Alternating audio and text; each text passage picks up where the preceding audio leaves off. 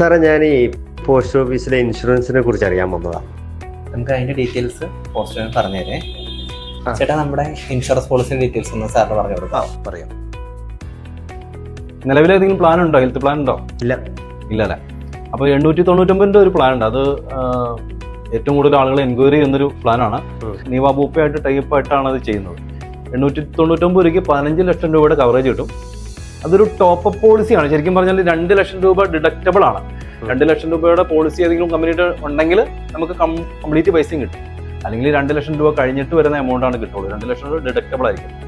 പക്ഷേ വലിയൊരു ബില്ലൊക്കെ വന്നാൽ, ഒരു 10 ലക്ഷത്തിന്റെ ബില്ല് വന്നാൽ നമുക്ക് 8 ലക്ഷവും കിട്ടും. 15ന്റെ ബില്ല് വന്നാൽ 13 കിട്ടും. മാക്സിമം നമുക്ക് കിട്ടുന്നത് 15 ലക്ഷമാണ്. അപ്പോൾ ഇത് ഫാമിലി ആയിട്ട് എല്ലാവർക്കും ചേർന്നിട്ട് 2 കുട്ടികളെ ആഡ് ചെയ്യാം.